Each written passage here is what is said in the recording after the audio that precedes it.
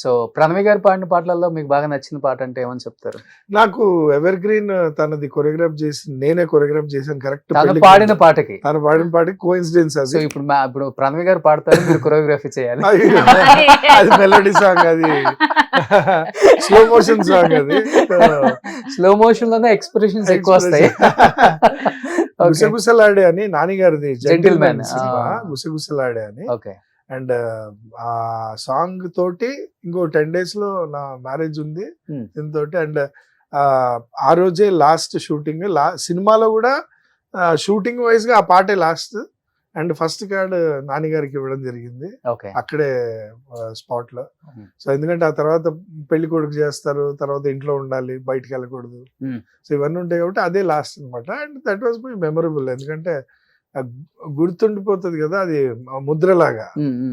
So ఆ ముద్రలాగా గుర్తుండిపోయేది ఏంటంటే అది కోఇన్సిడెన్స్, అది పర్ఫెక్ట్ కోఇన్సిడెన్స్ అది. సో అది నాకు చాలా ఇష్టం ఆ పాట. అండ్ అఫ్ కోర్స్ నేను చాలా మంది పాటలు వింటూ ఉంటాను. అండ్ ఇప్పుడు షూటింగ్స్ జరిగేటప్పుడు డైరెక్టర్స్ పిలిచి పాట ఇచ్చేటప్పుడు ముందు సింగర్స్ చాలా మంది వింటుంటాను, అందరిది వింటుంటాను, అందరిది బాగుంటాయి. అండ్ ప్రణవిది నాకు ఎక్కువగా ఇష్టం, అంటే తన మెలోడీ ఎక్కువ ఇష్టం నాకు. ఓకే. తనతోటి మెలోడీ సాంగ్స్ లో అసలు క్వీన్ అనాలి, సారీ. అంతేనా? అంటే ఆ పాడుతుంటే సెన్సిటివ్నెస్, టెండర్నెస్ ఉంటుంది వాయిస్ లో, అది చాలా బాగా ఇష్టం. బట్ రియల్ లైఫ్ లో అంత మెలోడీ ఉందా ఇంట్లో?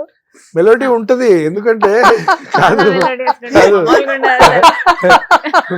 మెలోడీ ఉంటది 100%. ఆ వాయిస్ లో ఎంత మెలోడీ ఉందో ఇంట్లో కూడా సౌండింగ్ లో మెలోడీ ఉంటది. చాలా మెలోడీస్ ఉంటుంది. ఒకసారి చిన్న చిన్నగా వాయిస్ ఎక్కువ వినపడేది తందే ఇంట్లో. ఓకే. వినపడికి ఎందుకు అరుస్తావు అని అంటే, నా వాయిస్ ఇదే అని అంటే, అరే అవును